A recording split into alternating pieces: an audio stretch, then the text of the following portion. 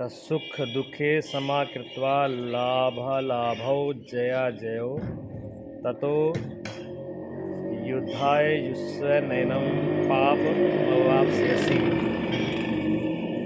भगवान ने पहले ये बताया स्वर्ग के बाद में फिर का उसका लक्षण कैसे सुख और दुख में जो समान रहते हैं, ना सुख सुखी कर पाए जिसको, ना दुखी दुख कर पाए जिसको। ठीक है, ऐसा जो क्या चीज़ है जिसको मिल जाने के बाद में न तो दुख दुखी कर पाए और ना सुख सुखी कर पाए, वो कौन सी चीज़ है? जो हमको मिल जाए, मान लो जो चीज़ हमें ऐसी चीज़ प्राप्त हो जाए कि उसके बाद ना तो दुख दुख रहे ना सुख सुख रहे, दोनों ही गायब हो जाए, वो क्या चीज़ है? भगवान ही है। अच्छा, भगवान का दूसरा नाम यहाँ पर भगवान जो बता रहे हैं, श्री कृष्ण भगवान जो यहाँ अर्जुन को बता रहे हैं, उस भगवान का नाम का ज्ञान योग सांख्य। सबसे पहले जो मैं वो आपको सांख्य योग का, ज्ञान योग का उपदेश किया है। भी वो ज्ञान अर्जुन, वो तत्व ज्ञान होने के बाद में न सुख सुख रहता है, न दुख दुख रहता है, न अच्छा रहता है न बुरा रहता है, उसकी दृष्टि में सब समान हो जाता है। तो परमात्मा का दूसरा नाम ज्ञान है। ज्ञान में वो पावर है कि सिर्फ जानने मात्र से आदमी राजा हो जाए। कैसे? जैसे कोई व्यक्ति, किसी व्यक्ति को गद्दी पे, चलो प्रधानमंत्री की गद्दी पे बिठा दिया, और उसको ये ज्ञान नहीं कि प्रधानमंत्री की गद्दी में ताकत क्या है, तो वैसे बिठा दिया उसको। अगर उसको ज्ञान नहीं है तो वो रहेगा तो एक आम इंसान की तरह। लेकिन जिसको ये पता हो कि इस गद्दी के ऊपर बैठने से कितनी पावर आ जाती है, अगर एक बार कह दिया कि नोट फेल है तो वो नोट फेल है, कागज के टुकड़े हैं, वो इतनी बड़ी पावर है। प्रधानमंत्री जी ने बोल दिया कि ये कल से ये नोट नकली नहीं चलेंगे, इनको रद्द कर दिया गया, इनकी कोई मान्यता नहीं है, तो वो कागज के टुकड़े हो गए। और वैसे कोई हम और आप कह देते तो कौन पूछता था? रोज बक्को, रोज कहते रहो, क्या फर्क पड़ता है? हाँ, तो जो ये जब व्यक्ति उस जब शक्ति का मालूम पड़ जाए कि इस गद्दी पर बैठने के पास बहुत बड़ी पावर है इसमें, तो फिर वो क्या हो जाता है? धनी हो जाता है, राजा हो जाता है। जैसे ये कहते हैं कि भिखारी जो है एक जगह पर बैठ के पूरी जिंदगी भीख मांगता रहा, जब वो मरा तो लोगों ने कहा कि पूरी जिंदगी इसी जगह पर बैठ के भीख मांगी है इसने, तो इसका और तो घर मकान ठिकाना है नहीं, बेचारे का यही था। अब इसको और कहाँ लेके जाएं, कहाँ पटकें? या करो यहीं गड्ढा खोदो और यहीं इसकी समाधि लगा दो। जब वहाँ लोगों ने गड्ढा खोदा तो वहाँ पर सोने की खान निकली, वहाँ सोना ही सोना था नीचे। लोगों ने कहा देखो बेचारा भिखारी पूरी जिंदगी सोने पर बैठ के भीख मांगता रहा। तो भिखारी क्यों रहा? कि उसको, भिखारी को ये ज्ञान ही नहीं था कि मैं जहाँ बैठा हूँ वहाँ सोने की खदान है। अगर उसको पता होता है जहाँ मैं बैठा हूँ सोने की खदान है तो वो भिखारी रहता। वो भिखारी कौन है? बस हमारे साथ भगवान ये कह रहे हैं अर्जुन को, जो वो हमें ये बात कही जा रही है कि हमारे पास तो वो खजाना है जिसको पाने के बाद में फिर ना मौत है, ना जन्म है, ना सुख है, ना दुख है, ना अच्छा है ना बुरा है, ना हानि है ना लाभ है। फिर कोई बहुत कुछ मिल जाए तो भी बराबर है, ना मिल जाए तो भी बराबर है, सब को रहता है। उसको मिलने के बाद कोई चीज़ की कमी रहती नहीं, परिपूर्ण हो जाता है। पूरे का नाम ही परमात्मा है, पूरे का नाम ही ज्ञान है। वो ज्ञान हो जाए क्या? अच्छा, वो ज्ञान कैसे हो जाए? अब कोई कहे वो ज्ञान तो वैसे हो रहा है, हम रोज सुन रहे हैं। कहते सुनने वाला ज्ञान नहीं, सुनने वाला ज्ञान तो सुना हुआ है, वो दूसरे से उधारा लिया हुआ है। अब आपने उधारा 1 करोड़ रुपया ले लिया उधार, तो क्या आप अमीर हो गए? वो तो आप पे कर्जा ही है। अगर 1 करोड़ रुपये हम दूसरे से ले लें तो वो तो अगले का देना है, उसमें हमारा क्या है? तो जो हम दूसरों से ले रहे हैं वो क्या किस काम के लिए है? दूसरों से लेकर के अगर हमारी स्थिति सही नहीं, अगर हम संभल नहीं रहे, हमारा कुछ एक बार जरूरत तक एक बार हम उसके करके उससे द्वारा पैदा कर सकते हैं। भी किसी से हमने 1 लाख रुपया लिया और हमने व्यापार करके 2 लाख कमा लिए। अब 2 लाख का कमाए वो हमारे अपने हैं, वो अपने 1 लाख उसको चुका भी दिया और 1 लाख अपने खुद का हो गया। तो जो हम ज्ञान दूसरे से ले रहे हैं, सीख रहे हैं, शास्त्र से, संतों से, उस ज्ञान को पा करके हमें अपना ज्ञान जगाना है, अपने आप के अंदर का ज्ञान करना है। जब अपने आप का अंदर का ज्ञान हो जाएगा तब फिर वो हमारा उद्धार नहीं होगा, फिर वो अपना होगा, फिर उससे हकीकत में शांति मिलेगी। जैसे एक तो मैं बता दूं कि भाई ये आग में हाथ मत देना, इसमें जल जाएगा हाथ। एक तो आपने सुना है, अब आपको पता तो नहीं भी कैसे जल जाता है, क्योंकि अभी आग में हाथ तो दिया नहीं। और कुदरती अगर हाथ दे के देख लिया उसमें, फिर तो ज्ञान हो जाएगा ना। और फिर ज्ञान ऐसा होगा कि फिर कोई दोबारा अगर ये कहे कि इस आग में हाथ देना, फिर उसको भी समझा दोगे। हाँ, उसको भी समझाओगे कि देखा कि क्यों दे दूं, मैं जानता हूँ हाथ इसमें दूंगा तो जल जाएगा, इसमें हाथ देने पर फिर मेरा हाथ जलेगा। तब हमको समझ, वो जब उसमें हाथ देने के बाद में जो ज्ञान हुआ वो हमारा खुद का ज्ञान था। और जो ये सुन करके ज्ञान हुआ कि आग में हाथ देने से आग जलता है, ये सुना हुआ है। लेकिन ये सुना हुआ ज्ञान अगर कहे भी सुना हुआ ज्ञान जब काम का ही नहीं तो फिर क्यों सुने? फिर तो सुनना ही बेकार है, फिर पढ़ना ही बेकार है। नहीं, सुना पढ़ना बेकार नहीं है, उससे सहयोग मिलता है, उससे सहारा मिलता है। जो हमारे अंदर जिस चीज़ की हमारी जानकारी नहीं है, पता ही नहीं है, उसकी हमारे अंदर जानने की इच्छा पैदा हो जाती है। अगर आप ये सुनोगे नहीं, अगर भगवान की गीता अगर नहीं सुनी होती, अगर पूजा पाठ अगर कुछ न किया होता तो हमारे अंदर ये इच्छा ही पैदा नहीं होती भी परमात्मा भी कोई चीज़ है, आत्मा भी कोई चीज़ है। हम तो जैसे पशु आते पशुओं की तरह चले जाते, अंदर कोई ये बात ख्याल में ही नहीं आती भी ये भी कोई चीज़ होती है। जैसे किसी आदमी ने हवाई जहाज़ सुना ही ना हो तो उसको क्या जाने वो हवाई जहाज़ कैसा होता है, क्या उसके अंदर मन में आएगी नहीं बात। हाँ, अब किसी ने मोबाइल नहीं देखा होता तो उसकी इच्छा होती नहीं भी मैं मोबाइल लूँ। अब एक एक के पास देख लिया इसके पास मोबाइल है तो उसको देख के अपने अंदर इच्छा पैदा हुई, मोबाइल तो अपने पास भी होना चाहिए। फिर हम कोशिश करते हैं, पैसा कमाते हैं, फिर हम नया लेकर के अपने पास लेके आते हैं, फिर वो अपना मोबाइल हो जाता है। इसी प्रकार जब हम ज्ञान सुनते हैं भी, जब भगवान को ज्ञान है, अर्जुन को ज्ञान है, महापुरुषों को ज्ञान है, तो वो ज्ञान हमको भी तो हो सकता है।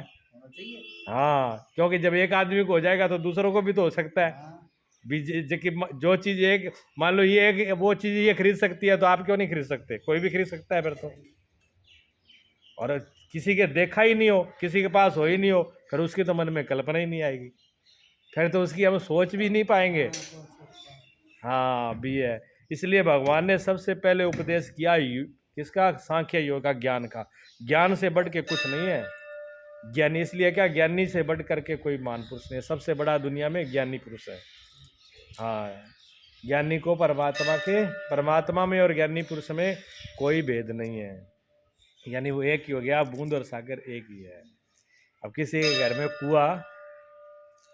जो कुआ है, कुआ किसी घर पे लगा ले, जैसे यहाँ नल लगा लेते हैं तो नल लगा तो नीचे जल तो है, वो जल सागर से ही जुड़ा हुआ है। ठीक है कि वो कुआ सागर नहीं है, लेकिन जो आ रहा है जल आ रहा है वो नीचे सागर से ही आ रहा है, उसका जो कनेक्शन वहाँ तक है। तो घर में एक के घर में अगर नल खोद लिया, एक के घर में कुआ है तो दूसरे के घर में भी कुआ हो सकता है। जब एक के घर में पानी निकला तो दूसरे घर में भी पानी निकल सकता है। एक तो दूसरे का धारा है और एक अपने आप का है। तो जो अपने आप का है तो वो हमारा खुद का, हम खुद खोदेंगे, खुद मेहनत करेंगे, खुद निकालेंगे तो मिले। हालांकि ये बात निश्चित है कि जब हम नल लगाते हैं, कुआं लगाते हैं तो पानी नहीं लेके आते। जो पानी नीचे निकलता है क्या वो पानी पैदा करना पड़ता है? पानी तो पहले ही होता है, वहाँ पे पानी तो पहले ही होता है, लेकिन वो पानी के बीच में दीवार होती है मिट्टी की, कंकड़ पत्थर, तो उन मिट्टी को हटाते हैं। हम सिर्फ इतना ही करते हैं कि ऊपर से पहले मिट्टी हटाई, फिर रेतली मिट्टी आ गई उसको उठाई, फिर कंकड़ पत्थर आ गए उसको उठाए, ऐसे हटाते जाएंगे, जो सारी मिट्टी हट जाएगी, पानी अपने आप ही होगा। पानी तो पहले से है, पानी पैदा नहीं किया, हटाया। इसी प्रकार जो परमात्मा है जो परमात्मा है उसको पैदा नहीं करना होता। भगवान के सांख्य ज्ञान का मतलब क्या है? ज्ञान का मतलब यही है कि सिर्फ उसका ज्ञान करना है, उसको पैदा नहीं करना, उसको लाना नहीं है, उसके लिए कहीं जाना नहीं है। अच्छा ये बताओ, परमात्मा सब जगह है कि एक ही जगह है? सारी जगह ही है। अच्छा सारी जगह है, तो फिर कहीं जाना तो नहीं पड़ेगा।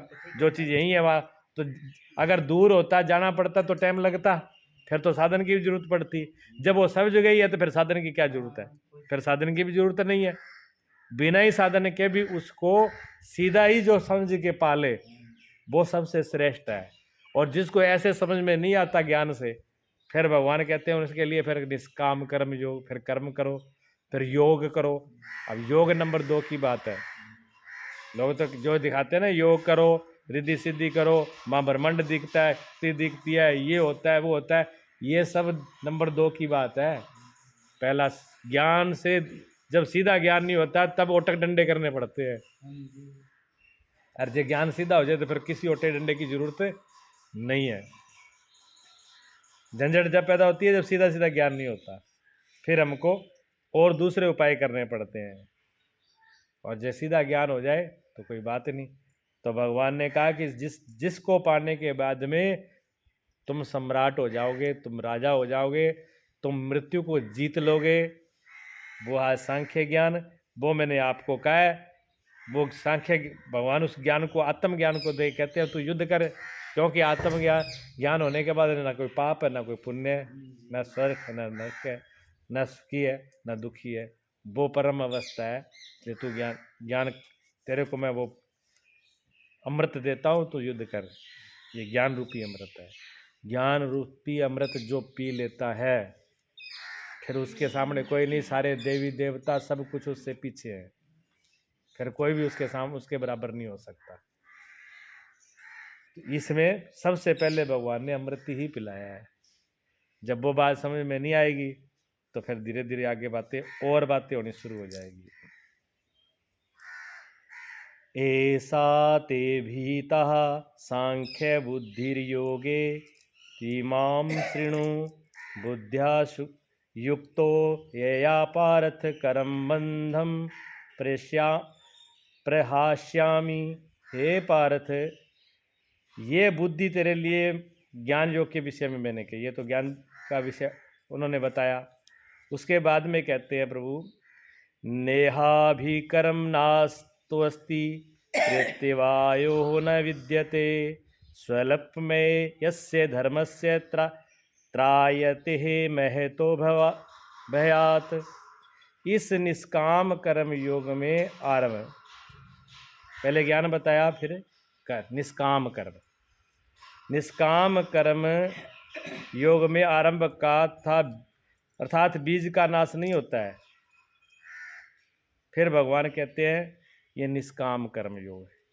अगर तुझे ये ज्ञान की बात समझ में नहीं आ रही है तो तू क्या कर, निष्काम कर्म कर, लेकिन फल की इच्छा मत कर। जो मैं कह रहा हूँ वो कर, पर तू ये मत चाह भी मेरे को ये मिले। क्यों? भगवान कहते हैं कि अगर तुमने चाहा भी मुझे ये मिल जाए तो फिर एक तो आपने अपने आप को सीमा में बांध लिया। दूसरी बात है कि चाहने से हर चीज छोटी हो जाती है। आपने जो चाहा, पहली बात तो वो मिलेगा कि नहीं मिलेगा ये दुख है, पीड़ा। पहली बात तो फिर मैं ये चाह रहा हूँ, पता नहीं ये मिलेगा कि नहीं मिलेगा, तो दुख तो यहीं से शुरू हो गया। अभी उसने काम करना शुरू नहीं किया, कर्म करना भी शुरू नहीं किया, लेकिन भय और घबराहट पहले ही होगी, पहले से होगी। पता नहीं ये मेरे को मिलेगा कि नहीं मिलेगा, मैं इसको कर रहा हूँ ये पार होगा कि नहीं होगा। तो शुरुआत में ही घबराहट हो गई, शुरुआत में ही संशय हो गई। जब दुख शुरुआत में ही हो गए तो पार, उसका परिणाम क्या होगा? परिणाम तो खराब, शुरू का ही खराब कर लिया तो अंत में तो खराब होगा ही। तो सबसे पहले तो पहाड़ यही से दुखों का शुरू हो जाता है कि मैं ऐसा कर रहा हूँ ये होगा कि नहीं होगा। अच्छा ठीक है। फिर दूसरी बात ये होती है कि जो भी हो जाए, मान लो हो भी गया, हमने चाहा कि हमको बढ़िया गाड़ी मिल जाए। अब गाड़ी तो हमको बढ़िया मिल गई, लेकिन वो गाड़ी बढ़िया कितनी देर रहेगी? हमसे बढ़िया जो हमारे से भी अच्छी वाली किसी की देख ली, फिर जलन होगी, अपने वाले तो बेकार होगी, बात दूसरे तीसरे दिन ही बेकार हो जाती है। तो कर्म का फल कितना भी बना लें हम, बढ़िया गाड़ी बना लें, मकान बना लें, सब कुछ बहुत कुछ बढ़िया कर लें, बहुत कुछ बढ़िया करने के बाद वो 2 ही दिन का रहता है, फिर वो बिगड़ जाता है, वो रहता नहीं है। तो ये भी भय रहता है। फिर हमने सोचा, किसी ने, एक नहीं है, उसमें भय अनेक प्रकार के रहते हैं। जब मन में इच्छा होगी, जब हम किसी चीज़ की इच्छा करके कर्म करेंगे तो उसका बिगड़ने का भाव रहेगा ही रहेगा, कोई न कोई भाव बना ही रहेगा। ठीक है, कितनी भी बड़ी लीक है, चलो वो छोटी हो ही जाती है। जैसे बीरबल ने कहानी सुनी ना आपने, कि अकबर ने एक लीक खींच दी ऐसे दीवार पर, और कहा भी बीरबल, कोई भी आदमी इस लीक को हाथ लगाए बगैर भी इसको छोटा कर दे, ये लकीर छोटी कर दो, पर इसको हाथ नहीं लगाना। अब सब लोगों ने कहा अकबर का दिमाग खराब है, जब तक हाथ नहीं लगाएंगे तो छोटी कैसे हो जाएगी? छोटी तो हाथ लगाने से होगी, जब इसको पास में इसको हाथ से मिटाएंगे तभी तो छोटी होगी। लेकिन बीरबल बहुत दिमाग वाला था, उसने कहा हो जाएगी, और हाथ बिना हाथ लगाए हो जाएगी। अब सब दरबारी देखने लगे, बीरबल का दिमाग तो सब लोग जानते ही थे, तो उन्होंने कहा कि बीरबल कर सकता है, इतना तो पक्का, लेके करेगा कैसे? सब देखते रहे, बीरबल खड़ा हुआ, जो एक छोटी लकीर थी उसके ऊपर एक बड़ी लकीर खींच दी, क्या साफ देख लो, छोटी होगी ना। जब एक बड़ी कर दी तो छोटी एक अपने आप ही होगी। हमारे सारे सुख ऐसे ही हैं, हम सोचते हैं जो जो सुख हमने पैदा कर लिया, जो चीज़ हमने अब इच्छा करके बना ली, और दूसरा हमसे बड़ी देखी, हमारी वाली छोटी हुई, और छोटी होते ही फिर दुख और पीड़ा फिर शुरू हो गई। तो हमारी सारी इच्छाएं ऐसी हैं, छोटी होते ही सुखी, दूसरे को देखते ही पैदा होते ही छोटी, पैदा होते ही मरनी शुरू हो जाती है, भय हो जाता है। फिर एक और बात है, जब हमारी किसी की चाह ही नहीं है, जब हम किसी से कुछ चाहते ही नहीं, किसी से अपेक्षा ही नहीं करते, तो हमें दुख नहीं होता। जब हमने किसी से चाह लिया, अब किसी आदमी के लिए हमने भला किया और हमने पहले ये सोच लिया कि आज मैं इसको भला कर रहा हूँ तो कल ही हमारे कोई ना कोई काम आएगा। अगर मन में ये सोच के किया कि आज मैं भला कर रहा हूँ, अब हमने इच्छा कर ली ना, देखो ये जो इच्छा करी हमने भले के लिए भी, मैं आज ये कर रहा हूँ, कल का मेरे को कुछ ना कुछ मिलेगा, तो अब हमने वो निष्काम कर्म जो करनी है वो अब सकाम कर्म हो गया। अब सकाम कर्म हो गया तो वो पहली बात तो हमने ये तय कर लिया भी हमें कभी मुसीबत आएगी तब ये मुसीबत में काम आएगा, तो मुसीबत पहले तो हमने मुसीबत बुला ही ली, बुला दी, पहले तय काम ये कर लिया अज्ञानता में। अच्छा, दूसरा फिर हमने ये कहा अब जरूरी थोड़ी है कि हमारा मन था तो हमने दूसरे का भला कर दिया, अगले का मन नहीं है, अब वो तो अगले की मर्जी है, और वो उसने जवाब दे दिया, फिर दुख हो गया ना। बस हमारे सारे दुख इसी बात के हैं, हम पहले से सोच लेते हैं कि ये हमारे साथ ऐसे करें। ठीक है, पति बाहर से घर आता है तो पहले सोच गया पत्नी सब गर्म पानी करके रोटी चाय सब तैयार रखे, ना मिले तो फिर गाली निकालनी, क्यों? सोचा तो मन में ही था ना। पत्नी की वजह से दुखी नहीं, हमारी इच्छा से वजह, ऐसी पत्नी सोचती है। पत्नी सोचती है पति ऐसे वो मेरे साथ व्यवहार करे, मीठा बोले, जो मन कहूँ वो चीज ले आके दे दे, और ना ले आके दे फिर। अब जब नहीं लेके आते तो हम दुखी होते हैं, तो पति की वजह से नहीं होते, हम अपनी इच्छा की वजह से होते हैं। भगवान ये बातें समझने की है, भगवान ये कह रहे हैं कि जो संसार में हम दुखी हो रहे हैं वो किसी दूसरे की वजह से नहीं हो रहे। अब मान लो मैं यहाँ बैठा हूँ, कोई आदमी आया और उसने प्रणाम, अब मैं पहले सोच लूँ भी जो आए मुझे प्रणाम करे, अब मन में पहले सोच लूँ मैं भी मेरे को जो आए वो मेरे प्रणाम करे।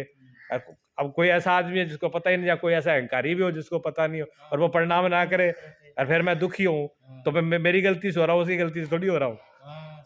क्यों? वो प्रणाम करेगा तो उसका भला है, वो गुण उसका है, और नहीं कर रहा है तो भी वो उसका है, उसमें मेरा क्या है?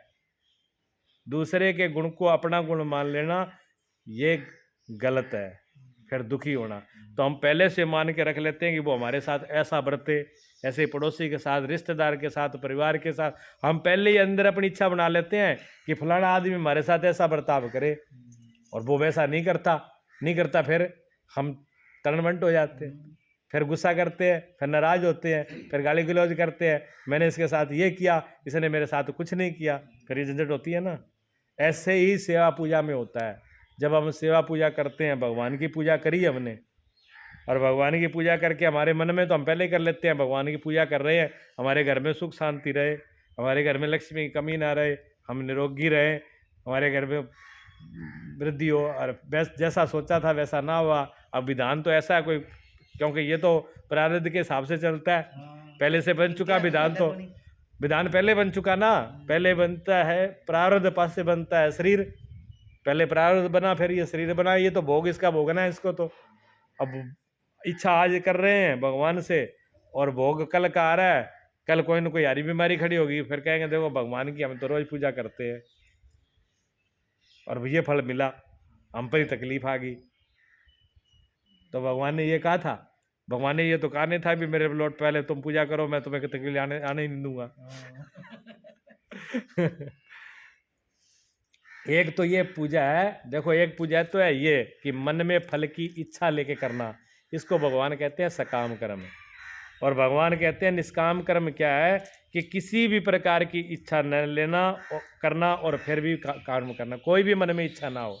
तो फिर आप ये कहोगे बिना इच्छाओं काम हुआ है कोई काम करा, इच्छा तो मन में रखनी पड़े, ये कहोगे ना। हाँ, तो फिर जहाँ तो भगवान, तो हाँ तो जहाँ तो आप सच्चे हो या फिर भगवान सच्चे हैं, दोनों में सच्चा कौन है फिर?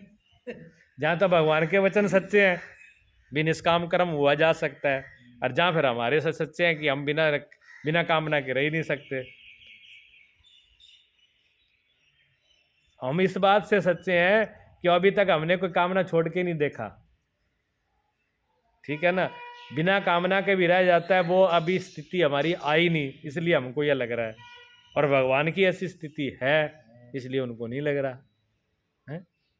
अच्छा, कभी कभी ऐसा होता है, आप कहते हो कि बिना इच्छा के कोई काम नहीं होता है। जैसे आप रास्ते से जा रहे हो, रास्ते से जा रहे हो और आपके पास पानी की बोतल है, और एक अनजान आदमी रास्ते पर मिल गया और उसको प्यास लगी हुई है, प्यास लगी है, तो आपने देखा कि आदमी प्यासा है, पानी आपके पास है, आपने तुरंत पानी दिया और निकाल दिया। अब उसे ना जान है ना पहचान है, ना आपसे उसको लेना देना है, बस आपने उसको पिलाया और अपने आगे रास्ते पर निकल गए, उससे कोई लेना देना नहीं है। तो क्या उससे कोई इच्छा थी? वहाँ कोई इच्छा नहीं थी, आपके अंदर ये भाव था, आपके मन में ये खुशी थी कि मैं दूसरे को जल पिला दूँ, आपने ये किया तो उसका आनंद और सुख तो आपको मिला, वो तो अंदर से मिला ना, अंदर भाव था, दया थी, करना थी, तो आपने सेवा कर दी, सेवा करके आगे चले गए, ना लेना ना देना, तो वो निष्काम कर्म नहीं हो गया? कोई इच्छा नहीं, बिना इच्छा हो गया ना। अब जो बिना इच्छा की होता है उसका फल पता नहीं कितना हो सकता है। आपने एक नाथ की कथा सुनी होगी, एक नाथ संत हुए महाराष्ट्र के, तो वहां से लेकर के आए, कन्याकुमारी लेके जा रहे थे, रामेश्वर, कन्याकुमारी से रामेश्वर कांवर लेके जा रहे थे, गंगोत्री से चले, और रामेश्वर धाम भगवान शिव को कांवर चढ़ानी थी, इतनी दूरी देख लो, बहुत से भगत थे, सब ने कांवर ले रखी थी, सारे शिव जी के भगत थे, और उसमें एक नाथ भी थे, वो भी कांवर लेके जा रहे थे। अब वहाँ से लेते लेते वहाँ पहुँचे महाराष्ट्र पहुँचे, गर्मी का टाइम था, सावन का महीना, जुलाई का, गर्मी का टाइम था, तो क्या देखते हैं कि रास्ते में गधा पड़ा है, और गधा बीमार है और गधा तड़प रहा है। तो जितने भी शिव जी के भगत थे कांवर लेकर के हर हर महादेव, हर हर बोले बोले शंकर अपने करते हुए सब जा रहे, पर गधे की तरफ किसी ने नहीं देखा। भी ये बेचारा इतने दुखी और इसके प्राण निकल रहे हैं, ये किसी ने भी नहीं देखा। लेकिन एक नाथ जी ने देखा, उन्होंने कहा देखो बेचारा जीव कितना दुखी है, और ये गर्मी और पानी जल के मारे तड़प रहा है। तो जो गंगा जल था गंगोत्री का, एक नाथ ने बोलिया कि ले भोलेनाथ सब जगह तुम ही हो। वो गंगा जल जो है गधे के मुंह में डाल दिया उन्होंने, जो गधे के मुंह में डाला, जितने साथ में भोले के भगत थे, वहाँ यात्री वाले थे, वो कहने लगे देखो इस बाबा का दिमाग खराब है, इतनी दूर से उठा करके ले आया भोलेनाथ का, और यहाँ पास में आकर गधे पे डाल दिया। हाँ, नेकनाथ ने किसी की नहीं सुनी, ना उस गधे से एक नाथ को कुछ लेना देना था, उन्होंने बस उनको अंदर दया थी, वो दया आई, दया के भाव से उन्होंने गधे पर जल चढ़ा दिया, भगवान का नाम लेकर के। उन्होंने कहा चलो प्रभु का, अब आए हैं तो अब जल तो यहाँ चढ़ा दिया, पर दर्शन तो करके ही आएंगे। जब वहाँ पहुँचे रामेश्वर धाम, तो वहाँ का पुजारी निकल करके बाहर आया, उसने कहा यात्रियों से आप किसी की कांवर नहीं चढ़ी भोलेनाथ पर, सिर्फ एक आदमी की कांवर भोलेनाथ पे चढ़ी है। वो कि किसकी, वो एक बाबा बैठे हैं ना, उसकी वो कांवर स्वीकार करी है भोलेनाथ ने, और किसी की कांवर नहीं चढ़ी, और वो गधे पे चढ़ा के आए थे। इसको कहते हैं निष्काम कर्म। जो कामना वाले थे वो पत्थर को ही देख रहे, शिव जी पत्थर में बैठे हैं, वो वहीं चढ़ा रहे थे हैं। और वो थे जिनको कोई लेना देना नहीं था, ना गधे से कोई लेना देना था, उनके भाव थे दिया और चढ़ा दी भी, भगवान खुश हो गए, प्रसन्न हो गए। सब जगह परमात्मा के रूप है, चढ़ा करके आगे भगवान प्रसन्न हो गए से। ऐसे भगवान कहते हैं निष्काम कर्म योग भी होता है, लेकिन ऐसे होता है। निष्काम कर्म योग में, निष्काम कर्म में मन में कोई इच्छा नहीं होती कि मुझे ये मिले, फिर भी होता है, क्यों? वो भरा हुआ है। एक आदमी के पास इतना है कि उसको कोई चाह नहीं है, फिर वो बांटता है। इतना उसके पास है कि उसको कोई चाह नहीं है, फिर भी बांटता है, बदले में कुछ नहीं चाहता, और फिर भी वो सेवा कर रहा है। वो कर्म उसका क्या है? वो कर्म नहीं है, वो प्रार्थना है, वो पूजा है। निष्काम किया हुआ कोई भी कर्म निष्काम भाव से करते हैं, वो प्रार्थना बन जाता है। अरे कोई प्रार्थना भी अगर सकाम भाव से करे तो वो कर्म बन जाता है, फिर वो प्रार्थना नहीं रहती। ये बातें बड़ी भगवान की बातें हैं, बड़ी गहरी बातें हैं। हम लोग तो ऐसे ही करते हैं, इसलिए कहते हैं ना आपकी पूजाएं पूजा नहीं है। जो आप पूजाएं कर रहे हो ये पूजा है नहीं, भगवान की दृष्टि में कुछ भी नहीं है। हम तो सोच लेंगे हमने बहुत कुछ कर लिया, लेकिन भगवान कहते हैं ये कुछ भी नहीं है, क्योंकि जैसे करना था वो तो आपने किया ही नहीं, आपके भाव ही नहीं है। आपने तो पहले उसको फल को इतना छोटा कर दिया, मिटा तो पहले ही दिया उसको। तो एक और इसमें आती है कथा, अकबर के दरबार में जो है ना, तानसेन जो बहुत बड़ा कलाकार रहे थे। तानसेन का नाम है ना कि तू कहावत है कि तू बड़ा तानसेन आ गया, कोई गाता है तो, क्योंकि तानसेन गायकारों में सम्राट थे। अकबर के टाइम में तानसेन के बराबर कोई गाने वाला नहीं था, राज दरबार में गाते थे। हालांकि बैजू बावरा भी थे, लेकिन वो नहीं गाते थे उसमें, इन्हीं के गुरु भाई। पर तानसेन अकबर के दरबार में 9 रत्नों में से एक रत्न माने जाते। हाँ, तानसेन का नाम है। तो एक दिन तानसेन ने गाया तो अकबर बड़ा खुश हुआ, बहुत खुश हुआ। उसने कहा तानसेन, वास्तव में तेरे जैसा गाने वाला पूरी दुनिया में कोई नहीं है। ऐसा गाने वाला आज तक मैंने ना देखा ना सुना। वास्तव में तेरा तू गाने वाला गायकार है, आपके जैसा कलाकार कोई है नहीं। तो तानसेन ने हाथ जोड़ दिए। उसने कहा अकबर सलामत, ऐसा मत कहो, आप ऐसा मत कहो कि दुनिया में मेरे जैसा कोई नहीं है। मुझे पता है मेरे से भी अच्छे गाने वाले हैं, अभी मेरा गुरु जिंदा है, और जब तक मेरा गुरु है तब तक तुम ऐसे कहो कि तानसेन बहुत बड़ा है। तानसेन बड़ा नहीं है, तानसेन छोटा है। तो अकबर ने कहा कि तानसेन, तुमने आज तक कभी चर्चा नहीं करी अपने गुरु की, कभी नाम ही नहीं लिया, कभी सुना नहीं। उसने कहा क्षमा करो अकबर साहब, बादशाह सलामत, आप माफ़ करो, मैंने नाम इसलिए नहीं लिया क्योंकि अगर मैं बताता कि मेरे गुरु बहुत गाने वाले हैं तो आप कहते कि ले आओ दरबार में गाओ। मेरे सतगुरु वो ऐसे गाते नहीं है। मेरे गुरु जो है वो दरबार में नहीं गाते, और वो जनता के लिए नहीं गाते, दुनिया के लिए नहीं गाते, और दुनिया को रिझाने के लिए नहीं गाते। वो तो जब उनकी मस्ती आती है तो वो सिर्फ अपने प्रभु के लिए गाते हैं, और तब गाते हैं जब उनकी मस्ती होती है। कोई उनको कहेगा ना अब गाओ तो नहीं गाते वो। तो अब अकबर को जब ऐसी बातें गई तो अकबर ने कहा कि तानसेन कुछ भी हो, अब तो जब तक गुरुजी का मैं सुन नहीं लूँगा तब तक मुझे चैन पड़ेगा नहीं, नींद आएगी नहीं। अब तो कैसे करके मुझे सुना। तानसेन ने कहा इसलिए तो मैं बता नहीं रहा था, ये तो समस्या है, तो फिर क्या किया जाए। तो तानसेन ने कहा एक ही उपाय है। गुरुजी रहते हैं जंगल में, झोपड़ी में, और रात को 3 बजे उठ करके, कभी कभी उनकी मस्ती आती है तो रात को 3 बजे उठ के गाते हैं वो। तो चुपचाप लुक करके, छिप करके वहाँ जब वो गाएं तो सुनकर ना होगा, बोलना बिल्कुल नहीं। तो ऐसे तो हो सकता है। तो अकबर ने कहा कोई ठीक है। अब अकबर ने भी अपने सारी पोशाक पुसुक मुकुट मगट सब उतार दिए, बिल्कुल दोनों एकदम सिंपल कपड़े पहन के रात को जाके छिप के झोंपड़ी के पीछे। तानसेन ने कहा देखो अकबर, बिल्कुल आवाज नहीं करना, बोल मत जाना, अगर मालूम पड़ गया तो तुम तो पिटोगे, मैं भी पिटूंगा साथ में। बोलने वाले है नहीं वो। अब जी उन तानसेन के गुरु जो थे वो हरिदास जी। हरिदास जी 3 बजे उठे और उठ करके उन्होंने सब ब्रह्म मुहूर्त में अब जब उनको मस्ती आई तो उन्होंने प्रार्थना भगवान से जब प्रार्थना गाई अपनी मस्ती में, अब उन्हें मस्ती में गाए तो अकबर वहाँ बैठा बैठा रोने लग गया। उसने कहा अकबर रोने लगा। उसने कहा तानसेन, वास्तव में ही आपके गुरुजी आपसे श्रेष्ठ गाने वाले हैं। फिर तानसेन दोनों आगे तो अकबर ने तानसेन से कहा कि अकबर, तानसेन, जैसे तेरे गुरुजी गा सकते हैं ऐसे तू क्यों नहीं गा सकता? तो तानसेन ने कहा कि मेरे गुरुजी में इतना ही फर्क है, मैं जनता के लिए गाता हूँ और मान सम्मान के लिए गाता हूँ। राजा मेरा मान सम्मान करेगा, मुझे इनाम देगा, मैं इसके लिए खाता हूँ। मेरे अंदर ये इच्छा है, मेरे इच्छा मान पाने की इच्छा है, सम्मान पाने की इच्छा है, मेरे अंदर पैसे की इनाम की इच्छा है। मेरे गुरु में वो नहीं है, ना उनको मान चाहिए, ना सम्मान चाहिए, ना कोई उनको धन दौलत चाहिए। वो तो अपने अपने प्यारे के लिए मस्ती से गाते हैं और वो मेरे अंदर है नहीं, इसलिए मैं वैसा गा नहीं सकता। तो हरिदास जी की तरह जो पूर्ण हो गए, कोई कमी नहीं है जिनके अंदर, वो ऐसे होता है निष्काम।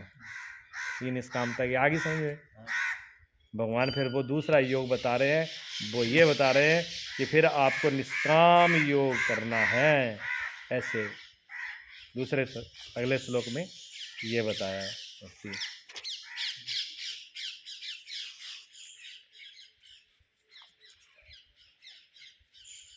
आगे प्रभु कहते हैं,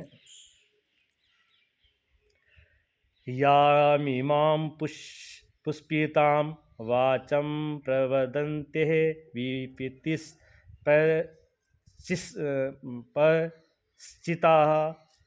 वेदवादरतः पार्थ नान्यः दस्ति विवादितः कामात्मानः स्वर्गपरा जन्म कर्म फलप्रदम् क्रिया विशेष बहुलां भोगैर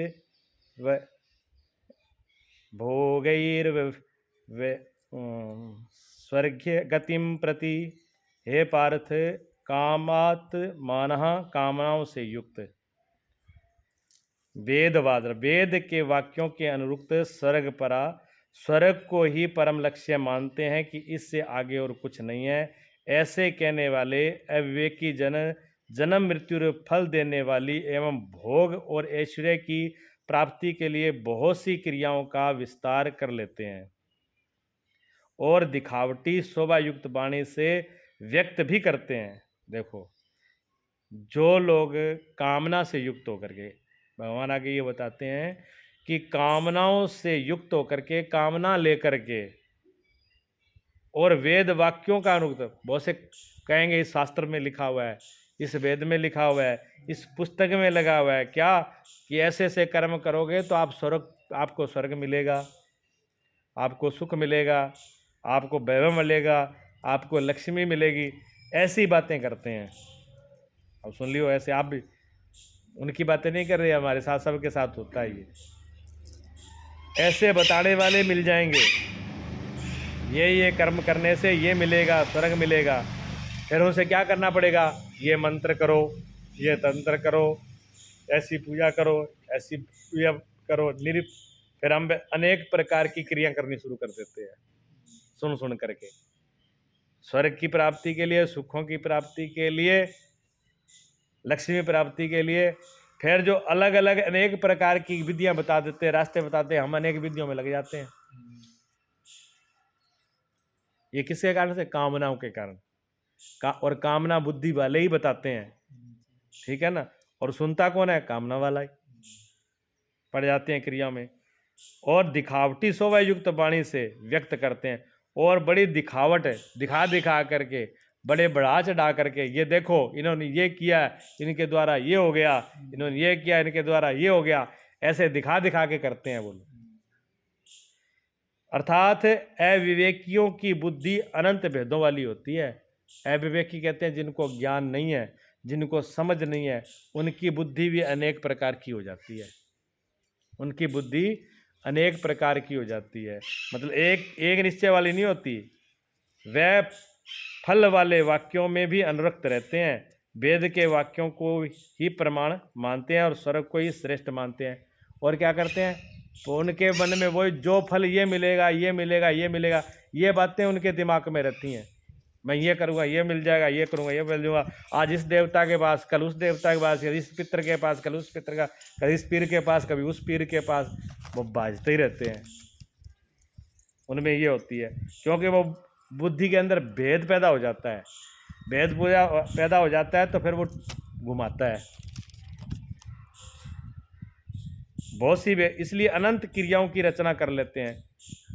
फिर भेद ना समझ के कारण फिर अनेक प्रकार की हम क्रियाओं की रचना करते हैं, मतलब अलग अलग प्रकार की क्रिया करते हैं, फिर जो कहीं पहुंचाने वाली नहीं होती, लेकिन लोभ उनमें इतना होता है कि इसमें पहुंच करके इसको करके हमें बहुत कुछ मिल जाएगा, हमें सुख मिल जाएगा, हमको धन मिल जाएगा, हमें स्वर्ग मिल जाएगा। और इतना ही नहीं है, ऐसे शास्त्र भी, जो ऐसे शास्त्र है उनकी बातें भी हमको अच्छी लगती हैं, वो बातें भी हम पकड़ लेते हैं। ऐसे भी लिखा हुआ है, वे नाम तो परम तत्व परमात्मा के ही लेते हैं, किंतु उसकी ओट में अनंत क्रियाओं का विस्तार कर लेते हैं। और जो उनको बताने वाले हैं ना, जो अनेक क्रियाओं में फंसा देते हैं, अनेक झंझट में फंसाते हैं, कहते हैं नाम तो वो परमात्मा के लेते हैं। क्यों? अगर परमात्मा का नाम लें तो ना लें तो वो फंसेंगे नहीं, बात तो वो परमात्मा की करेंगे लेकिन फंसाएंगे झंझटों में। तो क्या अनंत क्रियाएं कर्म नहीं है? श्री कृष्ण कहते हैं नहीं, अनंत क्रिया कर्म नहीं है। ये अलग अलग क्रिया विधि विधान जो कर रहे हो ये कोई कर्म नहीं है, इससे कोई परमात्म तत्व मिलने वाला नहीं है, ये भगवान कह रहे हैं। अर्जुन का उपदेश, पहले ज्ञान का उपदेश और निष्काम में भी ये बताया उन्होंने, निष्काम कर्म योग में भी यही सिद्ध होने वाला है। इसलिए वे अनंत क्रियाओं का विस्तार कर लेते हैं। वे केवल विस्तार ही नहीं करते अपितु अलंकृत शैली से उसे व्यक्त भी करते हैं और उसका प्रभाव भी देखा गया है। और इतना ही नहीं है, वो अनेक क्रिया बताते हैं बढ़ा चढ़ा करके और नमक मिर्च लगा के बहुत बढ़िया कर करके कि ये बस फंसा रहे, उसी में लगा रहे, और अंत में मिलने वाला कुछ नहीं है। अंत में जैसे थे वैसे ही जाना पड़ता है। बहुत कुछ किया, बहुत से व्रत किए, बहुत से नियम करे, बहुत से ये करे, लेकिन जिस तरीके से जिस नियम से जो करना था वो तो किया नहीं। अब कोई आदमी हफ्ते में 3 व्रत रोज कर ले, क्या हो जाएगा? क्या मिलेगा बताओ? भगवान तो मिलेंगे नहीं, और पाना भगवान को, बिना भगवान के बिना परमात्मा को पाए बगैर तो बात बनने वाली नहीं है। और उनसे परमात्मा मिलेगा नहीं तो फिर उससे होगा क्या? इसका मतलब ये नहीं कह रहे भगवान भी आप व्रत नहीं करो, ठीक है ना, पर उससे जो चीज मिलनी वो चीज मिलने वाली नहीं है। तो भगवान जो बता रहे हैं रास्ता, भगवान कहते हैं आप कुछ भी करो, सबसे पहले तो अपनी इच्छा छोड़ो। अब इच्छा हम छोड़ने के लिए तैयार नहीं है और भगवान को भी पाना चाहते हैं। वो तो हमारी कहानी ऐसी है, गुरुजी बताते थे कि एक आदमी कुएं में पड़ गया।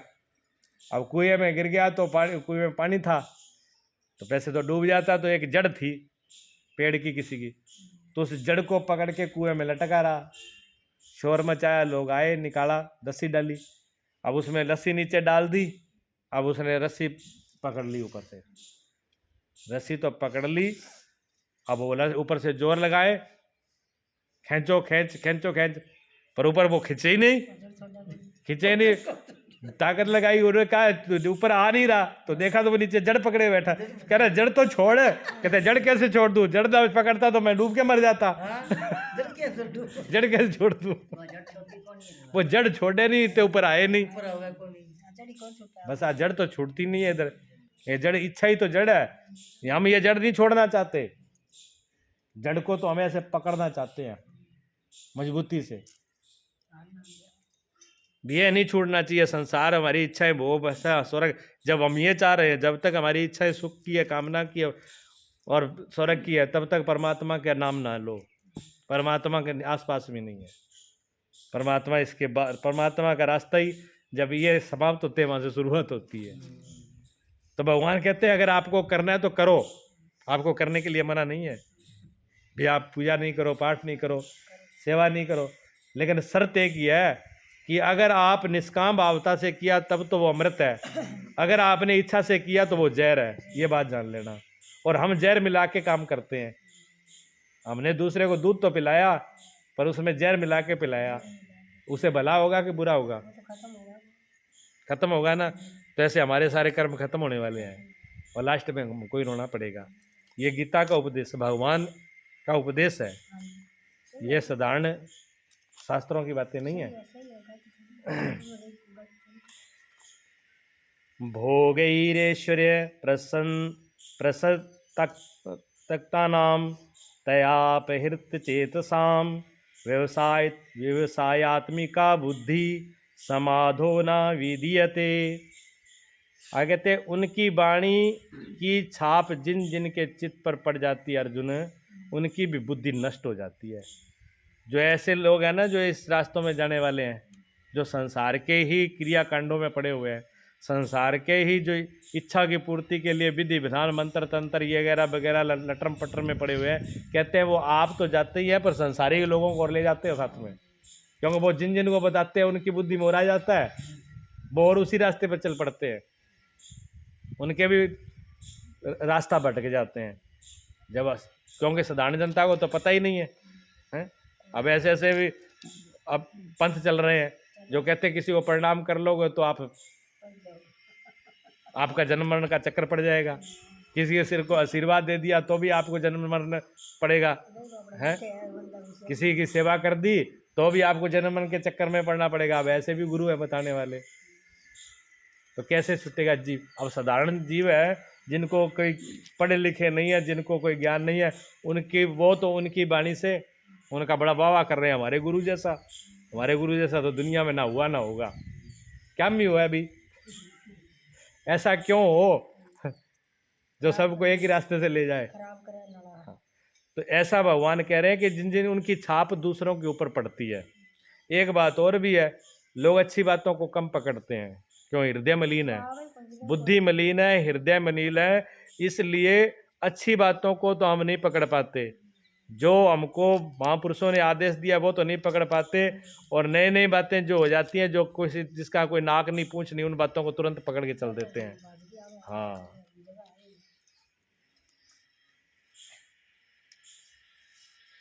उस वाणी के द्वारा हरे हुए चित्त वालों के और भोग ऐश्वर्य में आसक्ति वाले पुरुषों के अंतःकरण में क्रियात्मक बुद्धि नहीं रह जाती। इसमें समाधिस्थ करने वाली निश्चयात्मक क्रिया उनमें नहीं होती है। ऐसी क्रिया नहीं होती, ऐसा कोई साधन, ऐसा कोई नियम नहीं होता जो उनको समाधि में ले जाए, जहाँ सारी संशय, सारे दुख, सारी चिंताएं मिट जाए, आदमी समाधि अपने आप में मस्त हो जाए, सब कुछ शहनशाहों का शहनशाह बन जाए। ऐसी रास्ता और ऐसी बुद्धि उनकी नहीं होती है, क्योंकि वो बुद्धि भटकाव वाली हो जाती है। जगह जगह पर कोई आदमी अगर पानी, चाहे मैं कुआं नीचे से ज़मीन से पानी निकालूं, कुआं बनाऊं, 1 फुट यहाँ गड्ढा खोद लिया, 2 फुट वहाँ खोद लिया, 3 फुट वहाँ खोद लिया, 10 जगह पर 10-10 गड्ढे खोद लिए, पानी मिल जाएगा। एक ही गड्ढे में अगर 50 फुट खोद लेते तो पानी आया जाता। तो एक नियम धर्म को तो, नियम साधन को तो अपनाया नहीं, अलग अलग क्रियाओं को पकड़ लिया, उसी में सब गड़बड़ हो गया। ऐसे अविवेकियों की वाणी सुनता कौन है? कहते ऐसे जो जिनको ज्ञान नहीं है, ऐसे जिनको समझ ही नहीं है, ऐसे लोगों की बातें सुनता भी कौन है? कहता सुनता है भोग ऐश्वर्य में आसक्ति वाले, जिनको भोग चाहिए और संसार में जो ऐश्वर्य, संसार की चीज़ों में जो आसक्त हैं, वो लोग सुनते हैं। परमात्मा को पाने वाला नहीं सुनता, जिसको प्यास परमात्मा की ही है। अब अगर आपको मान लो भी हकीकत में प्यास लगी हो, जल की प्यास हकीकत में लगी हो कि बिना पानी के कंठ सूख रहे हैं, और फिर हम कह दें कि लो पानी तो नहीं है, ऐसे करो यहाँ कपड़ा बहुत पड़ा है, कपड़ा ले जाओ, तो आप क्या कहोगे? आग लगानी है? आप ये कहोगे कपड़े की आग थोड़ी लगाओ, मेरे कंठ सूख रहे, आपको कपड़े की लगी है। तो मैं कहूँ चलो कपड़ा तो नहीं ले जाते, तो मेरे पास वो रखे लड्डू खा लो, लड्डू से प्यास मिट जाएगी? नहीं, और बढ़ेगी। लड्डू से भी आपको पसंद नहीं है। हम 100 बातें कहें, हम कहेंगे लो जी आपको प्यास लगी है तो ऐसे करो, या मंत्र जाप कर लो, कि यहाँ तो जान निकल रही है, आपको मंत्र की पड़ी है। जब तक पानी नहीं मिलेगा तब तक आप किसी चीज़ से संतुष्ट नहीं होगे। ऐसे ही जिसको सच्ची परमात्मा की प्यास है, जो एक परमात्मा को ही चाहता है, उसके अलावा उसको वो किस पूरी दुनिया की उसको कोई भी चीज़ दे दो उसको संतुष्टि होगी नहीं। मीरा के तो बस मीरा की पीर तब मिटे जब वैद सांवरिया होए। बिना वैद सांवरिया के बगैर कोई हृदय की प्यास को मिटाने वाला है नहीं। इसको कहते हैं प्यास। और अगर दुनिया की प्यास है तो फिर कहीं संतुष्टि हो जाएंगे। गए कुछ लेने थे, बाजार में गए तो हीरा खरीदने थे और मूली गाजर लेके घरे आ गए। तो हीरे की फिर ना तो हीरे की समर्थ थी, ना हीरे की समझ थी और ना हीरे की कीमत थी, तभी तो गाजर मूली लेके आ गए। अगर हीरे की जानकारी होती, हीरे की इच्छा होती, हीरे के लेने की सामर्थ होती तो गाजर मूली वाले पास थोड़ी रुकते ना, फिर तो हीरा ही खरीद के लेके आते। तो हम लोग क्या करते हैं, ऐसी चीज़ें खरीद के आ जाते हैं सब्जियों वाली। ये संसार है, इस संसार में ये बाजार है, ये संसार बाजार है, इसमें सब चीज़ें हैं, इसमें हर प्रकार की दुकान लगी हुई है, हर प्रकार के गुरु मिलेंगे। कहते गुरु एक से नहीं होते, गुरुओं की भी अलग अलग दुकानें हैं, ठीक है ना। यहाँ सब चीज़ मिल जाएगी, निर्भर हमारे पर करती है कि हम किसके खरीदार हैं। अगर हम परमात्मा के खरीदार हैं तो दुकान परमात्मा वाली ही मिलेगी, फिर उससे संतुष्ट होंगे नहीं। हमारे वाह नहीं अभी कभी कभी सरदार आते हैं वन वाले से, शुरू में जब हम छोटे ही थे, जब गुरुजी के पास दोपहर का टाइम था, ब्रह्मचारी जी हम यहाँ बरंडे में थे, तो उन्होंने कड़ाका सिंह के रिश्तेदार थे, कड़ाका सिंह के रिश्तेदार थे, वन वाले के हैं। तो वो उन्होंने सुना, कड़ाका सिंह को सुना, उनकी बातें सुनी, तो उन्होंने कहा कि आपको बड़ी समझ है, बड़ा ज्ञान है, ये आपको इतनी जानकारी कैसे है। तो उन्होंने कहा मैं एक हमारे संत महान पुरुष है उनके पास जाता हूँ, कि हमको ही बताओ वो कहाँ है, हम भी उनकी शरण में जाएं। तो उन्होंने बात करी कि ऐसे ऐसे मोडी खेड़ा है और मोडी के पास में एक चक पड़ता है, वहाँ रहते हैं स्वामी जी। उन्होंने क्या किया, दूसरे दिन वो तो आगे, दूसरे दिन उन्होंने मोटरसाइकिल लिया और पता करते करते पहले मोडी आ गए। मोडी से पता लगाया कि ये संत डेरे तो चक्रादे वाले में, मोडी में नहीं है। फिर वो यहाँ आए, अब अड्डे के पास आके पूछा कि हमने संतां से मिलना है। तो संत उन्होंने तो अड्डे के पास पूछोगे तो डेरे दो हैं और ज़्यादा टिब्बे वाला रास्ता बताते हैं। तो सरदार उन्होंने देखा अभी के एक तो डेरा है टिब्बे पर और एक डेरा है गांव के अंदर, जाना कहाँ है। तो उनको समझ में नहीं आया, तो फिर वहाँ से चल करके आ गए भाद्राम जी के पास, प्रेम के पिताजी के। प्रेम के पिताजी बाहर सो रहे थे, भाद्राम जी वहाँ आकर के उन्होंने राम राम करी। राम राम करके उन्होंने कहा बोलो सरदार जी कैसे। क्या जी हम संतों से मिलने के लिए आए हैं और यहाँ डेरे दो, हमको समझ नहीं आया हम जाना किधर है। तो प्रेम के पिताजी ने कहा कि भाई ये बताओ कि जो परमात्मा से मिलने वाले संत के पास जाना है कि सट्टे वाले के पास जाना है। सिर्फ दो ही बात पूछ के ही उन्होंने, वो बात मुझे हमेशा ही याद आती है, आज भी वो बंदा आता है, आज भी बात कहता है। हाँ, तो उन्होंने ये बोला था कि सट्टे वाले के पास जाना है कि आपको परमात्मा वाले के पास जाना है। तो उन्होंने कहा हमें तो परमात्मा वाले जाना है। तो सीधे चले जाओ, आगे स्वामी जी का डेरा है। हाँ, तो फिर उन्होंने आकर के दोपहर के टाइम आए यहाँ पर। गुरु पहली बार आए तो गुरु जी ने पूछा कैसे कैसे आए, तो उन्होंने कैसे पूछ के आ गए। तो गुरु जी ने कहा कि देखो आप सरदार हो और ग्रंथ साहब में आदेश है, गुरुओं की वाणी है, गुरु ग्रंथ साहब को मानिए, तो आपके लिए सब कुछ ग्रंथ साहब ही गुरु है, सब कुछ वही है, आप उनको मानो, उनकी आज्ञा का पालन करो। तो सरदार ने पता क्या जवाब दिया कि गुरुजी उस ग्रंथ की आज्ञा का पालन करके ही तो आपके पास आए हैं। उस ग्रंथ साहब में ये लिखा है कि अगर जो कोई मांगे चारों पदार्थ तो संत जन की शरण लागे, कि उसमें ये लिखा हुआ है कि जिसको चारों पदार्थ चाहिए, सब कुछ चाहिए, वो संतों की शरण में जाए। इसीलिए तो उनकी मान के ही तो आपकी शरण में आए हैं।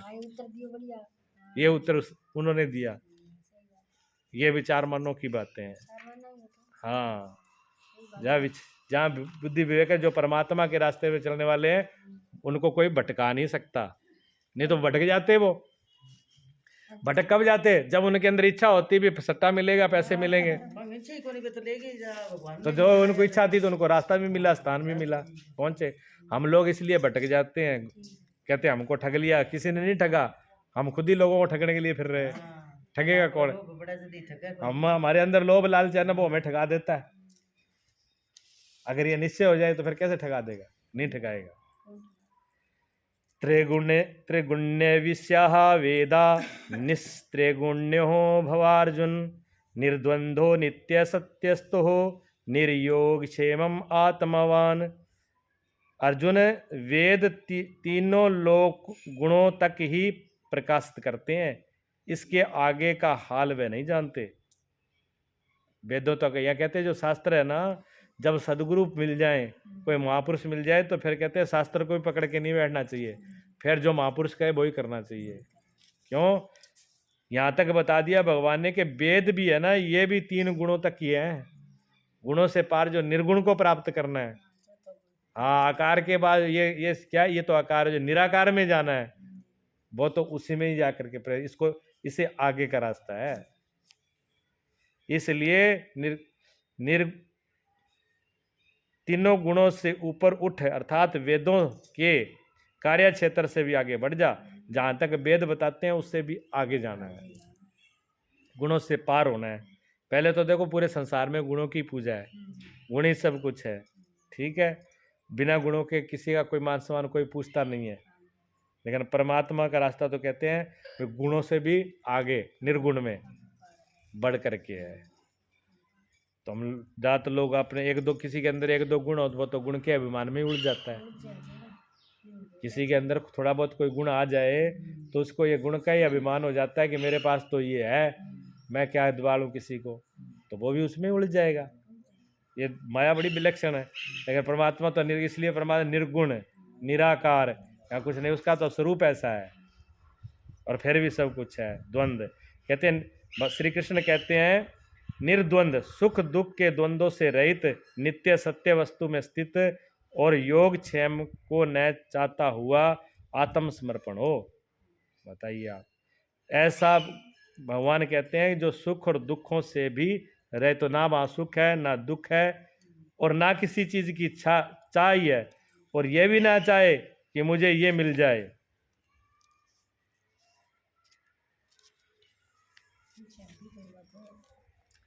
योगक्षेम शब्द देखो, ये भी समझने का है। योगक्षेम को न चाहता हुए आत्म प्राण हो। योगक्षेम कहते हैं कि जो परमात्मा के रास्ते पर जाता है, स्वयं परमात्मा उसकी रक्षा करते हैं। लेकिन यहाँ पर यहाँ तक कह दिया कि ये भी मन में इच्छा मत करो कि परमात्मा मेरी रक्षा करेगा। हाँ, अगर आपने ये भी मन में रखा कि मैं भगवान की तरफ जा रहा हूँ, भगवान की शरण में जा रहा हूँ, भगवान के समर्पित हो रहा हूँ, तो भगवान मेरी रक्षा करेगा, तो कहते ये भी तो इच्छा कर ली। ये इच्छा भी नहीं रखनी। क्यों? कि आप ये इच्छा नहीं रखोगे तब भी भगवान आपकी रक्षा करेंगे। आप इच्छा पैदा करके एक दीवार बना लोगे, जो भगवान की शक्ति को, भगवान की कृपा को रोक लोगे। जो परमात्मा की कृपा है, जो भगवान की शक्ति है, जो भगवान का आभा वातावरण, उसको हम रोक लेंगे इच्छा पैदा करके। इच्छा एक पर्दे की तरह काम करती है, दीवार की तरह काम करती है, जो उसके साथ तालमेल नहीं आती। इसलिए अगर परमात्मा की तरफ जा रहे हैं तब भी मन में ये इच्छा नहीं होनी चाहिए कि परमात्मा हमारी ये रक्षा करे, वो तो ऑटोमेटिक ही करेगा। जैसे मान लो कि एक किसी जगह पर पूरा प्रकाश ही प्रकाश है, और वहाँ से आप दूसरी जगह अंधेरा है, अब अंधेरे में से आपको प्रकाश में आना है, तो आप वहाँ से चल करके वहाँ आ गए प्रकाश में, तो अब आपको प्रकाश से ये कहना पड़ेगा, या ये इच्छा करनी पड़ेगी कि तुम मुझे अंधेरा दूर कर और मेरा प्रकाश कर। जब प्रकाश के अंधेरे में आ जाएंगे तो प्रकाश अपने आप ही आ जाएगा। जहाँ ये कहो भी एक कमरे के अंदर हॉल में एसी लगा हुआ है, ठंडा है, और बाहर गर्मी है, अब हम जो है उस कमरे की शरण में आ गए, शरण में मैंने उसके अंदर आ गए। अब उसके अंदर आने के बाद में उस कमरे को कहना पड़ेगा कि अब तू मुझे ठंडक पहुँचा। उसके अंदर जाते ही हमारे चारों तरफ ठंडा, क्योंकि तो पूरा चारों तरफ ठंडा ही ठंडा है, तो वो अपने आप ही आ जाएगा। तो जिन परमात्मा क्या है, परमात्मा एक दिव्य शक्ति है, आनंद है, सत्य है, चित्त है। वो एक ऐसा है जिसकी शरण में जाने के बाद में उसकी शक्ति हमको चारों तरफ से घेर लेती है। उसका कवच हमारे चारों तरफ अपने आप ही बन जाता है, बनाना नहीं पड़ता। भगवान की कृपा ही ऐसी है कि उस जैसे ही उनकी शरण में हुए, जैसे ये मान लो दूसरे गांव की हमारे गांव की बॉर्डर है, हद है ना, ये 2 हदें हैं। अब हमारी हद का व्यक्ति जब तक हमारी हद में है तब तक दूसरे का कोई अधिकार नहीं है, क्यों? हम अपनी हद में है ना। हाँ, और कुदरती हम उसकी हद में चले गए, जैसे फौजी गिर गया था पाकिस्तान के बॉर्डर में, अब हद पार करके उस पर गिर गया तो वो उनके घेरे में आ गया ना, उनके कानून में आ गया, वो जो मर्जी वो करे। और जो अगर अच्छा अगर थोड़ी दूर होती वैसे वो वहां गिर गया था और वहां उठ के अगर अपनी हद में आ जाता फिर वो क्या कर लेते, फिर उनकी बस से बाहर हो गया था सब काम। तो जब हम परमात्मा की हद में हो जाते हैं, परमात्मा की शरण में हो जाते हैं, तो फिर कुछ मांगने की इच्छा नहीं, जरूरत नहीं है, फिर तो सारी चीज हमको मिल ही जाएगी, क्योंकि परमात्मा असीम है, परमात्मा असीम है, उसकी कोई सीमा नहीं है। और हमने जब चाहा, जब इच्छा करी, जब कुछ मांगा तो हम सीमित हो गए, तो हमने छोटा कर लिया उसको, और छोटा करते ही उसका गुण धर्म सब खत्म हो जाएगा। अब ये आकाश बहुत बड़ा असीम है, और इस आकाश को हम कहेंगे हम तो इसको मुट्ठी में ले लें, जब इस आकाश को मुट्ठी में लेंगे तो क्या आएगा हमारे हाथ में? कुछ भी नहीं आएगा। हाँ, अगर हाथ ऐसे बंद करेंगे मुट्ठियां तो हाथ खाली हैं, अगर हाथ खोल दिए तो आकाश से भर गए ना। बस ये सिस्टम परमात्मा का है। जब सारा कुछ छोड़ दिया, खोल दिया अपने आप को, तो फिर परमात्मा ही परमात्मा है। और जिन जिन अपेक्षा इच्छाओं में बांधा वहीं हम छोटे हो गए, वहीं गड़बड़ हो जाता है। सब ओर से परिपूर्ण जलाशय, कैसे देखिए आप, आगे उदाहरण देते हैं, उसके बाद ही तुरंत भगवान दे रहे हैं। कहते हैं सब ओर से परिपूर्ण जलाशय के प्राप्त होने पर मनुष्य का छोटे जलाशय जितना प्रयोजन रहता है, अच्छी प्रकार ब्रह्म को जानने वाले ब्राह्मण को वेदों से उतना ही प्रयोजन रहता है। जैसे छोटे छोटे घर में छोटे छोटे कुएं हों, डिग्गी हों, छोटे छोटे घर पे जो टैंकियां बना ली, पानी की डिग्गियां बना ली हैं, कुएं, छोटी छोटी चीजें आपने जलाशय बना लिए, जिसमें जलाशय में जल इकट्ठा करने के आपने साधन बना लिए, घर पे छोटे छोटे बना लिए। अब आपको जल की व्यवस्था है, इसलिए छोटे छोटे अनेक, अगर सागरी मिल जाए, फिर जिसके पास सागरी ही हो उसको फिर ये छोटे छोटे साधन बनाने पड़ेंगे? नहीं बनाने पड़ेंगे ना, क्योंकि जो चीज छोटे छोटे जलाशयों से मिलना है, छोटी छोटी डिग्गी से जो चीज मिलनी है वो तो सागर से सब मिल ही जाएगा, और सागर का आनंद अलग है, वो भी मिल जाएगा और वो भी मिल जाएगा। इसलिए जो परमात्मा की, जिसने ब्रह्म को जान लिया, जिसको परमात्मा ने जान लिया, उसको आप जो छोटी छोटी करते हो ना, छोटे छोटे कुएं क्या है, छोटे छोटे कुएं, इस देवता को पूज लो, उस देवता को पूज लो, इस मंत्र को जप लो, उस मंत्र को जप लो, ये विधि कर लो, वो विधि कर लो, ये शास्त्र पढ़ लो, वो शास्त्र पढ़ लो, ये पाठ कर लो, वो पाठ कर लो, ये छोटे छोटे कुएं हैं, ये छोटे छोटे कुएं। और जिसको समुंदर मिल गया फिर ये तो सब मिल ही जाएंगे, जिसको वो मिल गया उसमें फिर कोई देवी देवता नहीं बचेगा, कोई मंत्र पीछे नहीं बचेगा और कोई शास्त्र नहीं बचेगा, सारी चीजें प्राप्त हो जाती हैं उसको मिलने से। सबसे बड़ा कुआं वो एक ही है, इसलिए सब एक को ही, एक के साधे सब सदे, और सब साधे तो फिर एक ही ना सदे, सब जाए। अर्जुन को कहा तुम क्षत्रिय हो, तुम ब्राह्मण बनना चाहते हो, बन जाओ। तो ब्रह्म क्षत्रिय इत्यादि वर्ण स्वभाव की क्षमता का नाम है, ये शरीर की क्षमताओं के नाम है जो वेद दे रखे हैं। तो कहते हैं आप उस ब्रह्म तत्व को पा करके, ब्रह्म को पा करके, जो उस ब्रह्म को पा लेता है, ब्रह्म ज्ञानी हो जाता है, वो ही ब्राह्मण है, ब्रह्म ज्ञानी ब्राह्मण है। ब्रह्म कौन है? परमात्म सत्ता। ब्रह्म कौन है? आत्म सत्ता। ब्रह्म का मतलब होता है जो सब जगह फैला हुआ एक अनंत शक्ति अस्तित्व है, उसको ब्रह्म कहते हैं। ब्रह्म का नाम यहाँ ब्रह्म नहीं है, ब्रह्म अलग है, ब्रह्म अलग है। ब्रह्म ने तो अज्ञान होता है और ब्रह्म ने ज्ञान, ठीक। हाँ, आगे भगवान कहते हैं कर्मण्यवाधिकारस्ते माँ फलेषु कदाचन माँ कर्म फल हेतुर्भूमाते संगोष्यत्वः कर्मणि। भगवान आगे कर्मों के लिए बोलते हैं कि कर्म करने में ही तेरा अधिकार है, फल की। फिर एक बात और भगवान ने यहाँ पर कही है, भगवान कहते हैं कि चलो ठीक है, तू कर्म करे बगैर नहीं रह सकता, भी कर्म करने बिना भाव के तेरा कर्म नहीं हो रहा है, तो तुम ऐसे काम करो, फिर तुम काम तो करो, फिर उसकी फल की इच्छा छोड़ दो। फिर अगर तुम बिना करे बिना रह ही नहीं सकते, भी तुम्हें करना ही करना है, भी मेरा स्वभाव भी बन गया, भी मैं बिना करे बगैर रह ही नहीं सकता, मुझे तो कुछ ना कुछ ओटक डंडा करना ही है। तो भगवान कहते हैं चलो फिर तू करता रहे, कोई बात नहीं, पर उससे मुझे ये फल मिलेगा, ये छोड़ दे, फल की इच्छा को छोड़ दे, ये कह रहे हैं। देखो भगवान रास्ते तो बहुत बता रहे हैं, फिर भी जीव ऐसा है, हाँ लेन पे आता नहीं है, आदतें बड़ी खराब है। किसी को बीड़ी की आदत लग जाए, बीड़ी पीने की आदत लग जाए, वो तो छूटती नहीं है, उसमें तो सब कर्म हो जाते हैं छुड़ाने में। और ये जन्म जन्मांतरों के जो संस्कार लेके बैठे हुए हैं, हाँ नहीं तो देखो ना कहीं जाना है ना कुछ पाना, जिसको पाना है वो पास में है, हर वक्त पास में है, किसी को खोया नहीं है, वो हर वक्त ही पाया हुआ है, उसी में जी रहे हैं। वो तो जैसे मछली सागर में रहती है, कबीर साहब कहते हैं वो सुन सुन आवे हंसी, जल में मीन प्यासी, कहते जल के अंदर मछली जो है वो प्यासी मर रही है कि मुझे सुन के बड़ी हंसी आ रही है। जल के अंदर ही उसका जन्म, जल में रह रही है, जल में फिर भी प्यासी है, क्यों? जल से बाहर मुंह है। हम सब परमात्मा में पैदा हुए, परमात्मा में रह रहे, परमात्मा श्वास ही बिना परमात्मा के नहीं लिया जा, सब कुछ उसी में हो रहा है, फिर भी उसको ढूंढते फिर रहे हैं, फिर भी चक्करों में पड़ रहे हैं।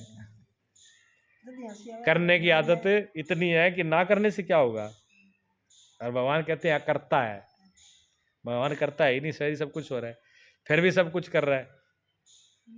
जगन्नाथ जी पर जो स्वरूप लगे हुए हैं भगवान के हाथ पैर नहीं है,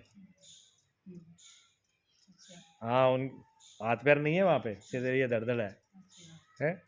देखा आपने? खाटू वाले शाम जाते हैं, आपको सिर्फ मुंह ही मुंह है, कोई आए? सालासर आप जाते हो, सिर्फ मुंह ही मुंह है, कोई हाथ पग है? नहीं है ना, नहीं है, अभी नहीं है ना। क्या बता रहे हैं वो, बता क्या रहे हैं वो? ये बता रहे हैं कि बिना हाथ पैर, बिना कुछ किए सब कुछ होता है। हाँ वो यही बता रहे हैं भगवान की कुछ भी करने की ना हाथ की जरूरत है ना पैरों की जरूरत है, फिर भी सब कुछ होता है। और हम कहते हैं बिना करे से कैसे हो जाएगा, हाथ तो हिलाना ही पड़ेगा। हमारा ये फर्क है, खाटू श्याम वाले भी है, उनका भी है, और जगन्नाथ जी भी है, तीनों जगह मूर्ति लगी है। चलो कहानी तो उनके पीछे है, लगी है, लेकिन मौके पर तो है ना, इनको कुछ नहीं है, फिर भी हो रहा है। हाँ बिना ही हाथों के सब हाथ उसके कर रहे हैं, ऐसा काम है। कर्म करने से में तेरा अधिकार है, फल का कभी नहीं है, ऐसा समझ कि फल है ही नहीं, फल की वासना ही मत कर, और कर्म करने में तेरी अश्रद्धा भी न हो। भगवान कहते हैं पहला नंबर तो ये सुन कि तेरा कर्म करने में अधिकार है, तू कर, कर्मण्यवादिता, तू कर्म को कर, लेकिन फलेषु कदाचन, फल की इच्छा करे, फल की इच्छा को छोड़ दे। इससे क्या होगा कि फल की इच्छा छोड़ने में तू कर्म करेगा तो तुझे कर्म में श्रद्धा भी, अश्रद्धा भी नहीं होगी कि कर्म करने से क्या है, इसलिए तेरे कर्म करने में श्रद्धा भी बनी रहेगी। लेकिन फल की इच्छा कभी भूल कर ही मत कर, नहीं ये बंधन का कारण है। अब तक योगेश्वर श्री कृष्ण ने 39वें श्लोक में पहली बार कर्म का नाम लिया है, किंतु ये नहीं बताया कि वह कर्म क्या है और कैसे किया जाए। ये विशेषताओं पर उन कर्म की विशेषताओं पर प्रकाश डाला है भगवान ने, कर्म की विशेषताओं पर प्रकाश दिया है। नंबर 1, अर्जुन इस कर्म के द्वारा तू कर्म के बंधन से अच्छी प्रकार से छूट जाएगा। अर्जुन को ये पहले क्या विशेषता बताई कि इस कर्मों के द्वारा तो कर्म बंधन से भी छूट जाएगा, ये बात। फिर कहते हैं इसमें आरंभ अर्थात इसके बीज का नाश नहीं होता। कौन सा? निष्काम का।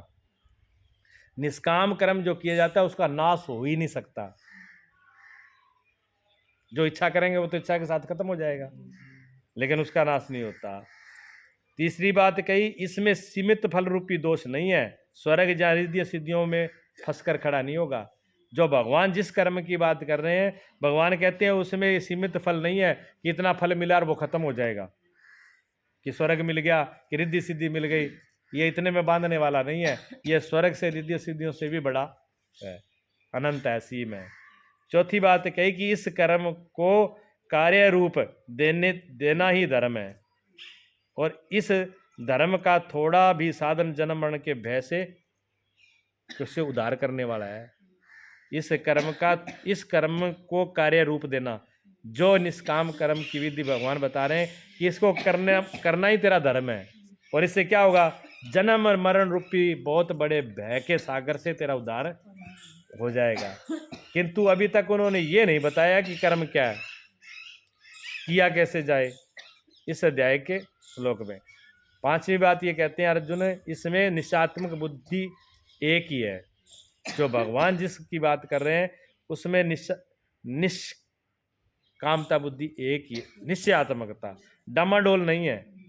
और कर्मों में डामाडोल है, ये एक वो क्या मिलेगा नहीं मिलेगा इस तरह। लेकिन परमात्मा कहते हैं कि इस कर्म योग के अंदर एक ही बुद्धि है और निश्चय है, डामाडोले का कोई काम नहीं है। ठीक है। हाँ, आगे भगवान कहते हैं इसी बात को पुनः योगेश्वर आगे 3-4 श्लोकों में आगे स्पष्ट करेंगे ये बात। तो इसमें कहते हैं योगस्त कुरु कर्माणि संगम त्वक्ता धनंजय सिद्धि सिद्ध्यो समाभूत्वा समतम योग उच्यते। हे धनंजय, आसक्ति और संग दोष को त्याग कर। क्या छोड़नी है? आसक्ति। आसक्ति का मतलब लगाव। हम जो लगाव कर लेते हैं, पकड़ लेते हैं मेरा। देखो, एक तो सेवा बच्चों की जैसे सेवा करनी होती है, तो एक तो बच्चों की सेवा करना हमारा धर्म है, एक तो हम ऐसे करते हैं। एक मेरे बच्चे हैं मैं कर रहे हूँ, अब जहाँ मेरा अपना आ गया वहाँ लगाव हो गया। और सीधी सेवा ही कर रही है, मेरा तो कर्म ही है सेवा करना, कोई हो चाहे ये बच्चा हो चाहे वो बच्चा हो, मेरा तो कर्म ही यही है। तो फिर वो फिर छुटा हुआ है, उसमें मेरा अपना नहीं है, तो वो जो कर रहा है उससे छूटा हुआ है। तो ये आसक्ति और एक संग दोष है, संगे लग जाते। संग दोष होता है जिसके, एक तो बारी दोष होते हैं। बारी अगर बुरा आदमी हो, हमने कुछ भी नहीं किया, हम बिल्कुल निर्दोष हैं, लेकिन 4 दिन ऐसे आदमी के साथ में जाएं उठे बैठे जो सटेरी है, जुआरी है, खाते पीते हैं, तो लोग क्या कहेंगे कि रोज का इनके पास इनका बैठने का क्या काम है, कोई इनको लालच तो है ना। तो संग का दोष आ गया ना। ये संग का दोष हमने शरीर से किया, मन से, बुद्धि से किया। इस शरीर को हमने मान लिया कि ये शरीर मेरा है, ये मन मेरा है, ये मेरी बुद्धि में, इस हाड़ मास के इस पंच तत्व के पुतले को मान लिया सब कुछ है। ये संग दोष आ गया। अब इसके रोना पिटना इसका हो रहा है, इस मिट्टी का रोना पिट रहा है, जो है उसका रोना पिटना नहीं है। जो है उसी का हो जाता तो भी कोई दुख नहीं था। मुर्दे के लिए रो रहे हैं, जिंदा के लिए तो रो नहीं रहे हैं। उल्टा काम करते हैं ना। ये अज्ञान में होता है कि जो जिंदा है उसके लिए तो कोई आंसू नहीं है, कोई रोना नहीं है, और जो मुर्दा है उसके लिए छाती पीट रहे हैं। और ज्यादातर मुर्दों के लिए छाती पीटी जाती है। संसार ऐसा है, संसार में मुर्दों की छाती पीटी जाती है। वो ये और कहेंगे कि रोए नहीं, तो अगले वो कहते ना तू ही रो ले मेरे पास। ज्ञान होने के बाद में समाज नहीं रहता। जब ज्ञान होता है समाज नहीं रहता है। पहले समाज होता है लेकिन वो बस की बात नहीं रहती। सावित्री पृथ्वी के बहन, सावित्री अभी तो वो है, कभी आए तो पूछ लेना। मुझे अभी भी याद है जब रूपराम जी खत्म हुए, उनका शरीर जो है आंगने में रखा हुआ था और सावित्री को हंसी आ गई। अब वो हंसी इतनी आई वो रोके ना रुके उसे, और रोके नहीं रुके। पिताजी की मृत शरीर सामने पड़ा है और बेटी है और बेटी की हंसी नहीं रुक रही। लगता है क्या आपको? पूछ लेना शास्त्री से। फिर उसको कमरे में बंद किया, एक कमरे में उसको बंद किया सावित्री को, इसमें ना लेना। फिर वो आगे फिर गुरुजी के पास भी आई वो कि गुरुजी क्या करूं, मेरी हंसी रुक ही नहीं रही है, मुझे पता नहीं क्यों हंसी आ रही है, ना तो मेरे रोना आता और मेरे को हंसी आ रही है। ये मेरे सामने की बात। हाँ, अब दूसरों को लगे तो लगे, नहीं आ रहे। अब उसकी स्थिति ऐसी थी। ठीक है। कुछ दिन बाद में जब स्वामी रामकृष्ण परमहंस खत्म हुए ना, तो उनके जो माँ शारदा धर्मपत्नी का नाम था माँ शारदा, तो माँ शारदा जो थी, तो परमहंस जी खत्म हो गए, शरीर छूट गया उनका। तो सब लोगों ने शोक मनाना शुरू किया। माँ शारदा तो हार श्रृंगार लगा करके अपना पूरे सब, कोई श्रृंगार सुहाग की कोई चीज़ नहीं उतारी उन्होंने, कोई बिंदी टिक्की की चूड़ी के बिछिया कुछ नहीं उतारा उन्होंने। वो तो खूब माता तो खूब लगा के बैठी। लोगों ने कहा कि लो आपके पति खत्म हो गए, आप विधवा हो गए, आपने तो सुहाग ही नहीं उतारा। उसने कहा पति हो तुम्हारा खत्म, मेरा क्यों? मेरा पति तो अमर है, मेरा पति अमर है। क्योंकि स्वामी रामकृष्ण तो ज्ञानी पुरुष थे, वो कभी मरते ही नहीं, वो तो अमर थे, अमर थे। और ये ज्ञान था, शारदा को था, उनको भी था, पति पत्नी दोनों का ज्ञान था। तो उन्होंने कहा मेरे पति अमर है, मेरे पति तो हमेशा थे, हमेशा है, हमेशा मेरे साथ रहेंगे, और मैं सुहागन हूँ, सुहागन ही रहूंगी, मैं कभी रंडी होऊंगी नहीं। ये बात क्यों कही? उनको ज्ञान था। मीरा ने सुहाग नहीं उतारा था, हाँ, और माँ शारदा ने सुहाग नहीं उतारा था, क्योंकि उनको ज्ञान था। ये ज्ञान है भाई। इस ज्ञान के अंदर ये जरूरी नहीं कि लोग दिखाओ, काम जो नहीं है वो दिखाओ करना है, जब लोगों को दिखाना है। ये लोगों को दिखाने की बात नहीं है, ये अंदर की बात है।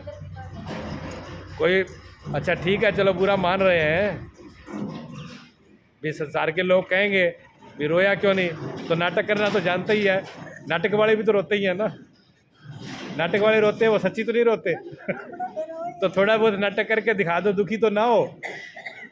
बात यह है कि हृदय से दुखी नहीं होना चाहिए, हृदय से दुखी ना हो, ऊपर से जो मर्जी हो, ऊपर से हंसना पड़े तो हंस जाओ, रोना पड़े तो रो लो, लेकिन हृदय में तो वैसे ही रहो जैसे हो, वहां तो फर्क नहीं आना चाहिए। हाँ, ये ज्ञान के लिए, अंदर के ज्ञान के लिए है, ये लोगों को दिखाने के लिए नहीं है कि लोग क्या कर रहे हैं, जहाँ लोगों को दिखाना है, ये ज्ञान उनके लिए नहीं है। पर जो हकीकत में जब ज्ञान हो जाता है, जब सूर्य निकलता है ना, तो चाहे कितने बादल हो और कितनी धुंध हो, सूर्य बता देता है कि मैं निकल गया, प्रकाश हो गया। तो जब ज्ञान आता है ना जिसके हृदय में, वो ज्ञान बता देता है कि हाँ यहाँ ज्ञान है, डमाडोल होने नहीं देता। ये स्वाभाविक बात है। विषम शक्तियाँ बनती हैं, तो भगवान कह रहे हैं रिद्धि, ये कैसे होगा?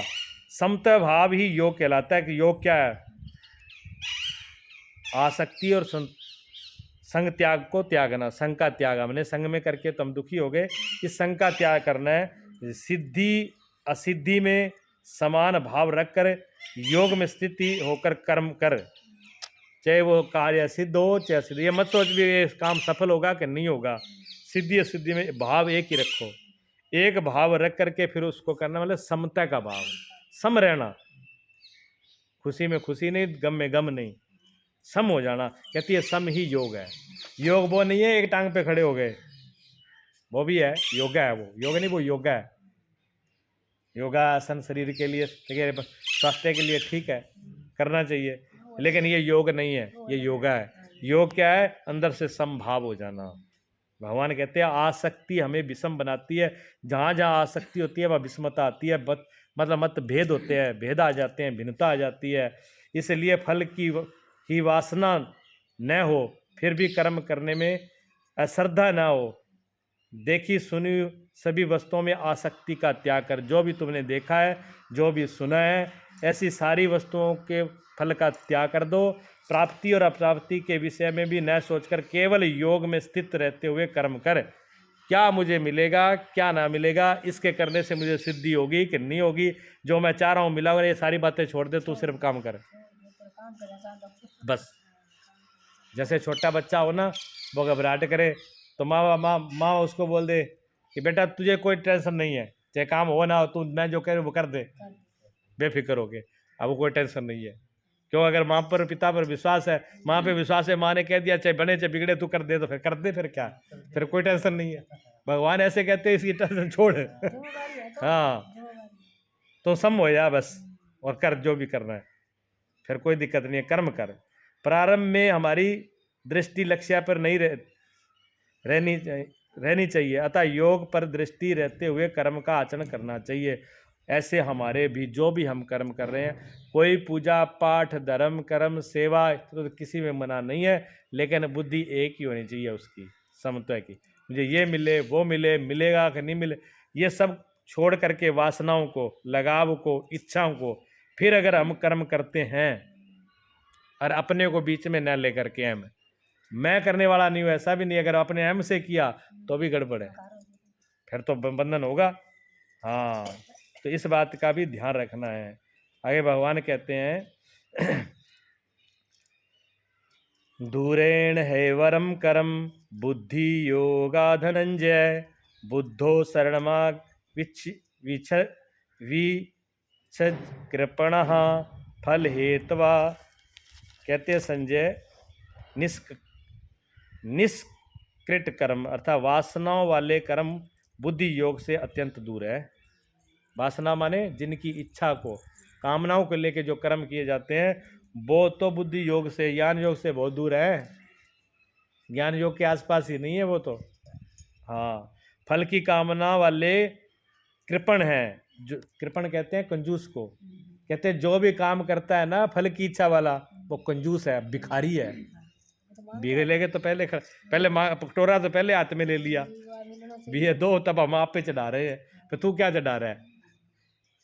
आप ये कह रहे हो कि मैं आपको ये दे रहा हूँ लेकिन मेरा ये कटोरा खाली है, भर देना। फिर आपने दिया क्या? भिखारी बने, भिखारी किसी को कुछ दे सकता है? नहीं दे सकता। कृपण है, कृपण का कंजूस है। वह आत्मा के साथ उदारता नहीं बरता। और उदारता मैंने सद्य व्यवहार, अच्छा व्यवहार, सुंदर व्यवहार किसके साथ नहीं कर रहा? अपनी आत्मा के साथ। हम अपने आत्मा के हत्यारे हैं, किसी दूसरे के नहीं। क्योंकि इच्छा कर करके, मांग कर करके हमने भिखारी बना दिया। हाँ, अतः समत्व बुद्धि योग का आश्रय ग्रहण कर। भगवान कहते हैं एक ही बात है, सम हो जा, सम हो जा, सम हो जा। सुख और दुख को छोड़ दे, ना सुख है ना दुख है, कुछ भी नहीं, शांत रहे बस। और उसी से सब कुछ, दोनों की इच्छा छोड़ दे, ना ये चाहिए ना वो चाहिए। जैसी कामना है वैसा मिल जाएगा, उसे भोगने के लिए शरीर धारण करना पड़ेगा। जैसी कामना, ये नहीं कि तुम कामना करो भगवान देगा नहीं। जो तुम कामना करेगा वो मिल जाएगा, लेकिन उसको भोगने के लिए फिर शरीर धारण करेगा, फिर पता नहीं जन्मेगा, फिर मरेगा, फिर उस चक्कर में पड़ेगा। इसलिए पहले ही तो छोड़ दे, करना फिर वही पड़ेगा। आवागमन बना है तो कल्याण कैसा? फिर आवागमन बना रहेगा फिर कल्याण कैसे होगा? फिर कैसे मुक्ति मिलेगी? साधक को तो मोक्ष की भी वासना नहीं रखनी चाहिए। जो इस रास्ते पे जाए उसको तो मोक्ष की भी इच्छा नहीं करनी चाहिए कि मुझे मोक्ष मिल जाए। यह भी इच्छा ही है। सब इच्छाओं का त्याग कर देना, क्योंकि वासनाओं से मुक्त होना ही मोक्ष है। मोक्ष क्या है? वासनाओं से मुक्त हो जाना, इच्छाओं से मुक्त हो जाना। सारी इच्छा और वासनाओं से मुक्त हो जाने का नाम ही मोक्ष है। वासना लेके और फल प्राप्त होने पर वह उसी फल में उलझ जाता है, उसकी साधना समाप्त हो जाती है। और फल प्राप्त हो गया, अब तो जो प्राप्त हो गया फिर उसको भोगेगा तो वो आगे पीछे जो किया वो तो सब चला गया। क्योंकि जो हमने किया था और उसका फल हमको मिल गया, अब हम फल भोगने में लग गए। अब हमारा किया धरा सब, यह बात खत्म हो गई। पूरे दिन हमने किसी मजदूर को बुलाया काम का, उसने पूरे दिन काम किया हमारे साथ, हमारे घर पे काम किया। उसकी जो पैसे बनते थे 200-400 रुपये हमने दिए, ले भाई अब 400 रुपये 200 रुपये उसकी दिहाड़ी देने के बाद में आप फ्री हो गए। वही फ्री है, कोई मतलब ही नहीं है। और एक आदमी ऐसा हो जो आपके पूरे दिन आपके घर में सेवा कर जाए और आपसे एक भी चीज़ लेके नहीं जाए, फिर आपका दिमाग वहीं रहेगा। बेचारा पूरे दिन में मेरे घर पे सेवा करके गया, लेके कुछ नहीं गया है। आपका मन उसके साथ लग जाएगा, आपका ध्यान उसके साथ लग जाएगा। ऐसे ही भगवान से जो मांगता है भगवान तुरंत देते हैं। ले भैया टॉफी ले भाज, क्यों छोड़ वो टॉफी, आपा टॉफी राजी हो जाए, भगवान भी खुश हो जाए, ठीक है काम हो गया। हाँ, ये टॉफी के लिए आया था बेचारा, टॉफी लेके चला गया। हम सब टॉफियों से प्रसन्न हो जाते हैं। हमारी इच्छा कामना स्वयं टॉफी से ज़्यादा तो कुछ है नहीं। बच्चा टॉफी में प्रसन्न होता है। ज्ञान मार्ग को भी कृष्ण बुद्धि योग कहते हैं। ज्ञान मार्ग का नाम ही बुद्धि योग है, ठीक है ना। और यहाँ निष्काम कर्म योग को भी बुद्धि योग कहा गया है, और निष्काम कर्म योग भी बुद्धि योग ही है।